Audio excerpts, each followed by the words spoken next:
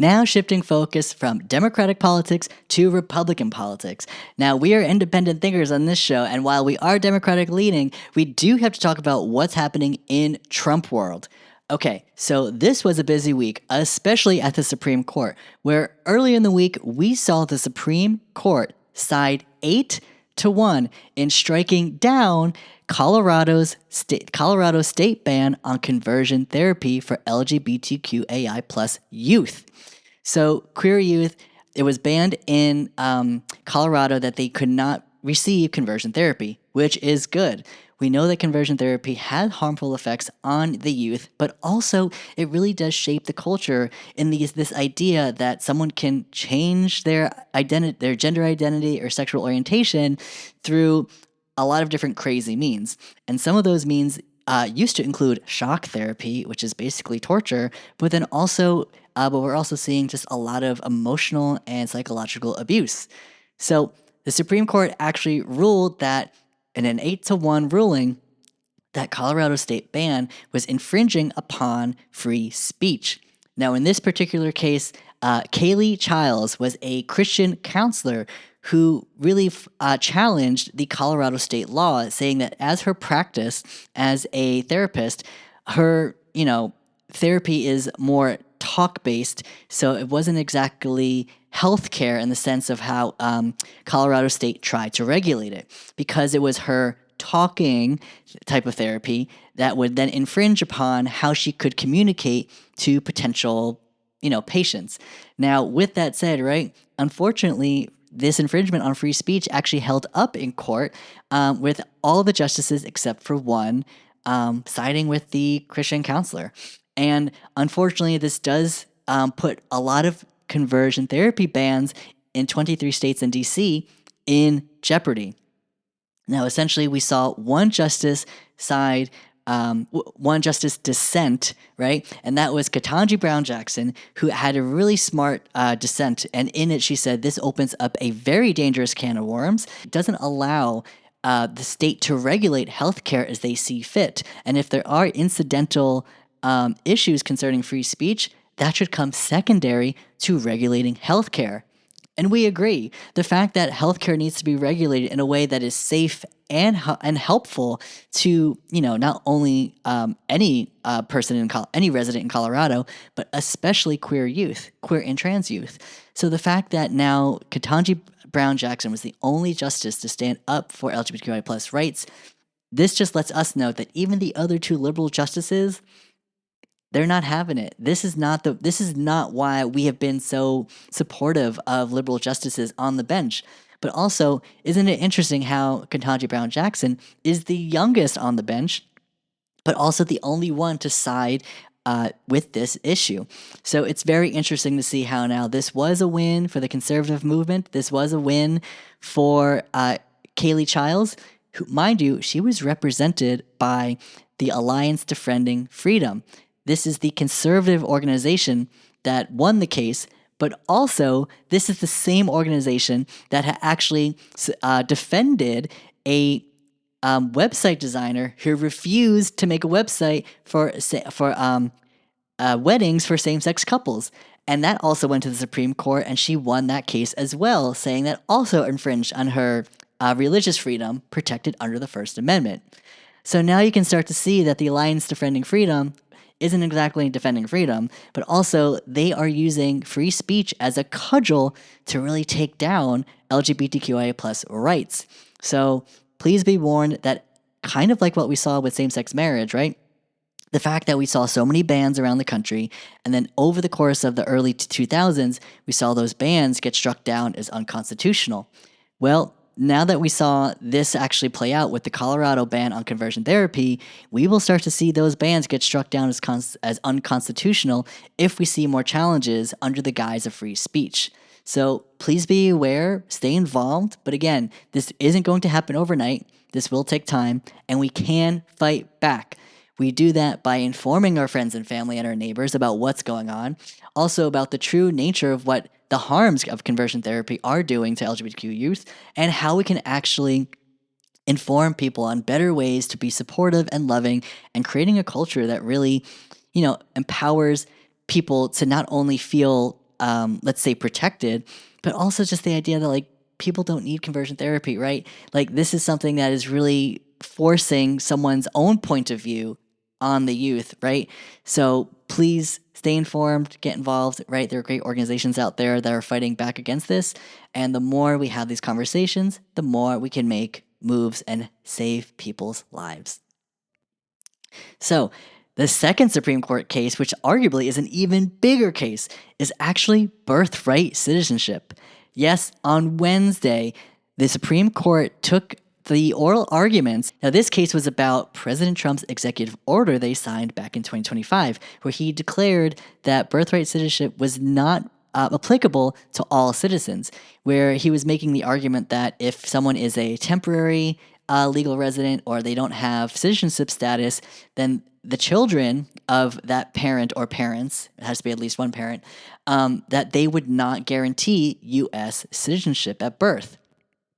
Now, this was being challenged by the ACLU, who have done a phenomenal job fighting back against the Trump administration in his first term, and even more so with this particular executive order. So on Wednesday, not only did the ACLU really, tell the court why this is just such a horrible executive order that Trump had signed into law, but get this. President Trump became the first sitting president in history to actually visit the Supreme Court to hear the oral arguments in person.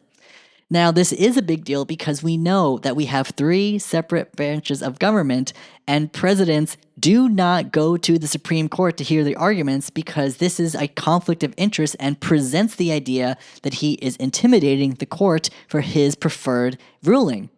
So the fact that Trump even did this, like, yes, it's historic because he was the first one to ever do it, but two, this is not good. This sets a bad precedent.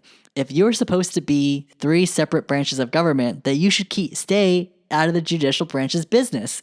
Now, we know Trump already picked, most of the Supreme Court justices on the bench, right? Because it is conservative leaning, 6 that are conservative and 3 that are liberal.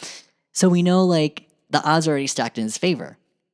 However, with birthright citizenship, this is the biggest case we've heard in a very long time because this would shake the very foundation of America. Now, the last time this ruling of birthright citizenship was really even, discussed on a major level was 1868. So over 100 years ago, right? And the whole premise of birthright citizenship lies in the 14th Amendment. And it's the thought that any person who is born under U.S. jurisdiction, whether they are a U.S. citizen or temporary legal resident, anyone who is born with their parents being one of those statuses is technically has the same rights as a U.S. citizen. So as long as you're born here, then yes, you are a citizen. So now the great part about Trump going to the Supreme Court is that the Supreme Court justices told him to his face that he is wrong.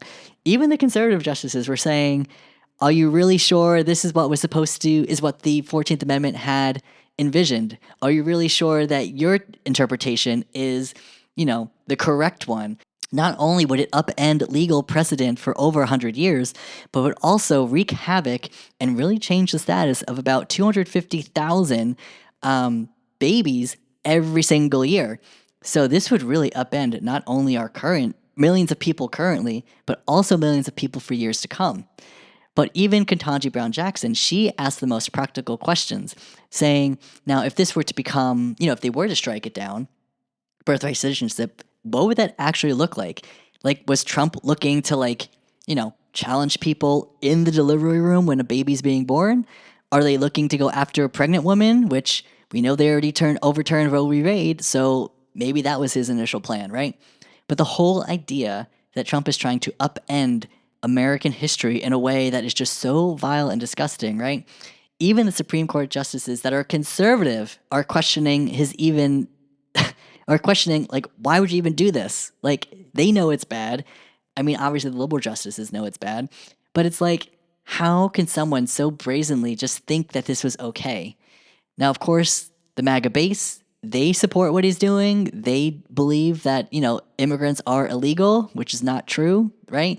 We know that all people of all citizenship statuses commit crimes, right? And a bad action or a bad crime should be held accountable, especially in our justice system.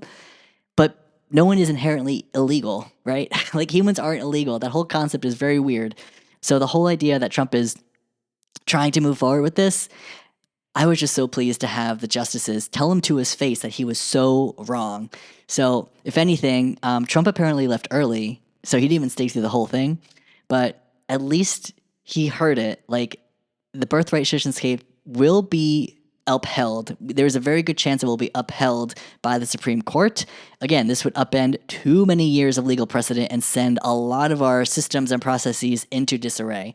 So, we'll hear the ruling, I believe, in June, right? Maybe even end of June. But point being is, by the time this comes around, at least we know that there's a good chance that birthright citizenship is here to stay and Trump will take a big fat loss. Now, last thing to talk about with Trump is he fired Pam Bondi. Yes, I talked about this top of the episode, but just the idea that Pam Bondi, his attorney general, is now fired. This is huge because she was a Trump loyalist from day one. The fact that she even won her attorney general position out in Florida when she won her election there, right? Really leaning into taking on like corruption and, taking on like, the bad guys. Like she ran on that messaging in Florida. She won her election there. Fast forward, being a Trump loyalist, she made it into the White House, or at least into the judicial branch, right? DOJ. But now the fact that, I should say in the Department of Justice, right? But now the fact that she has been let go by President Trump himself. This is crazy. Now, I'm glad, this is great that she's been let go because she's been a horrible attorney general for the country. Not like Merrick Garland was much better, knowing that he could have prosecuted Trump for January 6th and he could have released the Epstein files, right? Merrick Garland wasn't great either. But the fact that Pam Bondi botched the entire Epstein files scenario, right? She said there were files, then she said there weren't. She said there weren't files, then she said there were files, she had to backtrack. Then she gave out the binders full of the flight log lists and said, oh, the files are in the binders. And even the social media influencers who are conservative, they're like, there's no files in here. These are just the log lists that you already gave us. Then she only released 23,000 files, wasn't even the full list. And she purposely did not disclose any of the files that had Trump's name in it. And so many people's names were redacted, including powerful people, both on the Democratic side, Republican side, and just the elites. Billionaires, wealthy businessmen, a lot of their names were redacted.